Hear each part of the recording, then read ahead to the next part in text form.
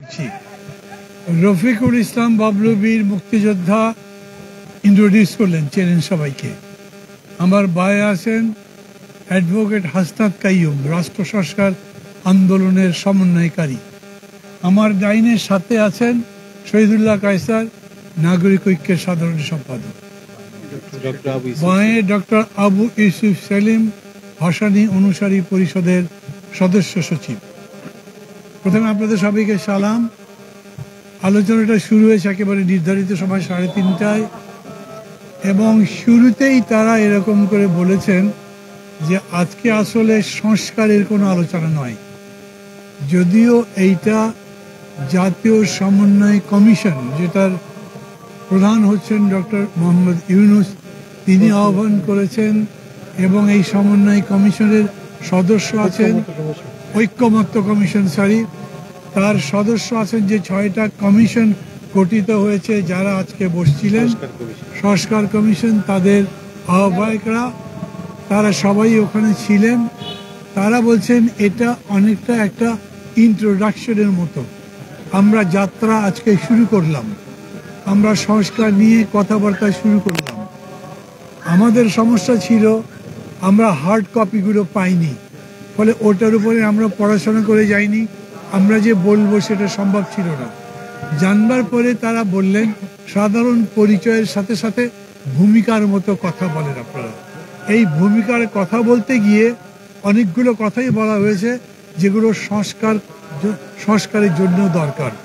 যেমন এরকম করে মত কেউ কেউ দিয়েছেন যে ইসলামী যে বিধান আছে, আল্লাহর প্রতি আনুগত্যের কথা আছে, রাষ্ট্রধর্মের কথা আছে, এগুলো থাকতে হবে। যতগুলো ইসলামিক বিধান সংবিধানের মধ্যে আছে তার কোনো কিছু পরিবর্তন করা যাবে না। কিছু কিছু পরিবর্তন করা হয়েছে, সেগুলোতে তারা অসন্তোষ প্রকাশ করেছেন। আবার তারা এরকম কথাও বলেছেন, তাদের বোঝার ভুল আমি বলবো, তারা বলেছেন এই যে বহুত্ববাদের কথা বলা হচ্ছে, এই বহুত্ববাদ চলবে না। সবাই জানেন আপনারা, গণতন্ত্রে বহুত্ববাদ মানে আল্লাহর একেশ্বরবাদকে অস্বীকার করা নয়। বহুত্ববাদ মানে বহু মত এবং মতের প্রকাশের স্বাধীনতা থাকতে হবে।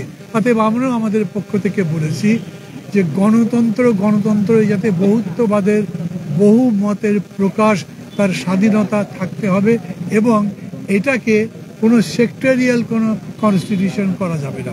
প্রশ্ন আসছে বিশেষ করে আওয়ামী লীগ সম্পর্কে সরকারের দৃষ্টিভঙ্গি পরিচ্ছন্ন করবার জন্য। তাদেরকে কি আবার নির্বাচনে অংশ নিতে দেওয়া হচ্ছে? ছাত্র সহ নতুন তারা যে ফেব্রুয়ারিতে দল গঠন করবে জাতীয় নাগরিক কমিটি, তারা বলেছে যদি জোর করে কায়দা করে আওয়ামী লীগকে নির্বাচনের মাধ্যমে আবার এই প্রজন্মের উপর চাপিয়ে দেওয়া হয়, তাহলে সেই দায় শেষ পর্যন্ত যারা সিনিয়র আছেন বুঝে শুনে জেনে আওয়ামী লীগকে তাদের উপরে চাপিয়ে দিলে তাদের উপরে থাকবে, এই দায় তাদের বহন করতে হবে। কারণ তারা মনে করেন এই প্রজন্ম যে এই আওয়ামী লীগ এখন অপ্রাসঙ্গিক, এই আওয়ামী লীগ এখন অপ্রয়োজনীয়, তারা পরাজিত, তারা পলাতক, তাদের ফিরে আসার কোনো সুযোগ নেই, রাজনীতির কোনো নতুন বয়ান নেই, তাদের মধ্যে কোনো অনুতাপ নেই, কোনো অনুশোচনা নেই, অর্থাৎ তাদেরকে কোনো রকম কনসেশন দেওয়া চলবে না।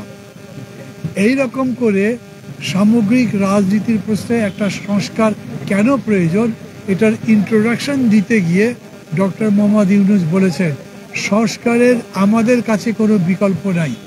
কারণ যে রাষ্ট্রযন্ত্র, যে রাষ্ট্রটা আমরা উত্তরাধিকার সূত্রে বা আন্দোলনের পরিবর্তনের মধ্যে দিয়ে পেয়েছি, সেটার কিছু নাই, সেটা একেবারে একটা ভাঙাচোরা নষ্ট হয়ে যাওয়া জিনিস।